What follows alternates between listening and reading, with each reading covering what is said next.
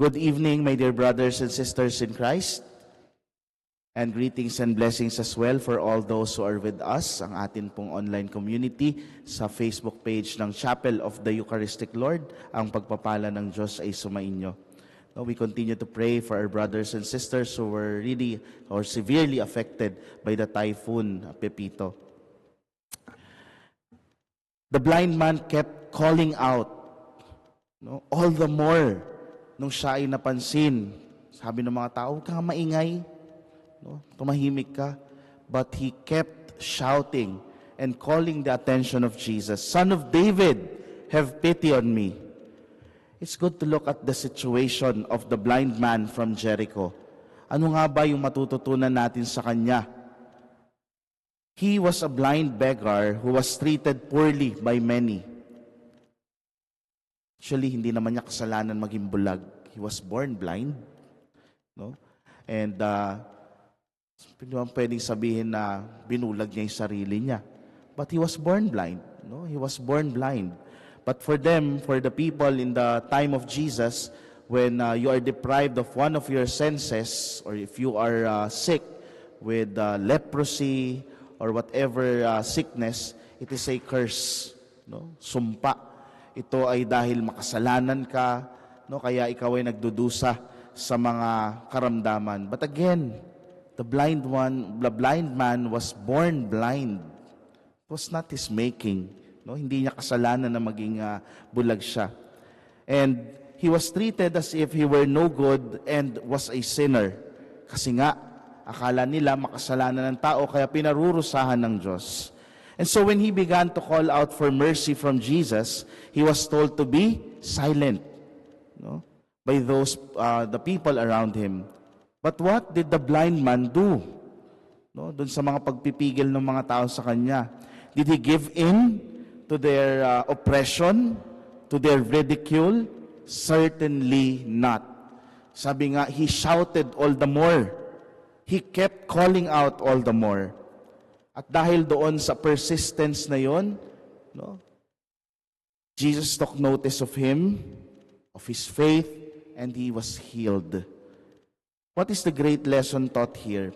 There are many things we will encounter in life that will get us down, that will pin you down, will discourage us, and will tempt us to despair. Yung pahihinain yung kalooban natin, sasabihin we're not that good, hindi mo kaya. There are many things that are oppressive to us and difficult for us to deal with. Ano yung dapat nating gawin? Walang exempted dito Lahat merong mga pagkakataon na talagang nakikita mo yung sarili mo na parang, am I worthy of this? Meron ba akong saysay? May saysay ba ang kasaysayan ko?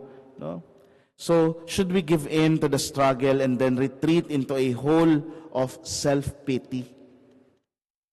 We take the blind man as an example. When we feel oppressed, when we feel discouraged, when we feel frustrated or misunderstood by people around us, we need to use this as an opportunity to turn to Jesus with even greater passion and courage, calling upon His mercy. Sabi nga, siguro ito isang salamin ng magandang panalangin ng isang tao.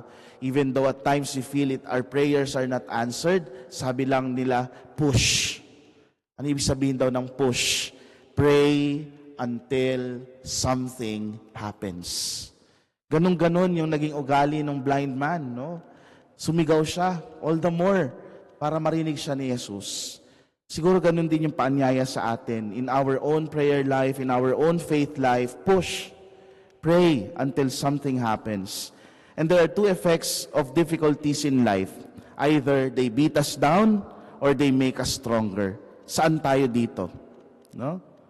The way they make us stronger is by fostering within our souls an even greater trust in and dependence upon the mercy of God.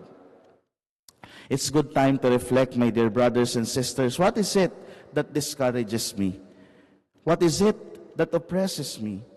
That weakens my resolve for changing for the better? Let us look at these struggles and use them as our way, as an opportunity to cry out all the more like that of the blind man for the mercy and grace of God. My dear brothers and sisters, this is our prayer, and this is the grace that we would like to ask from Jesus as we receive Him in the Eucharist. Lord, in our weakness, in our struggles, help us to turn to You with even more passion, to rely upon You all the more in times of distress and frustrations in life. May the wickedness, may the harshness of this world strengthen our resolve to turn to God in all things.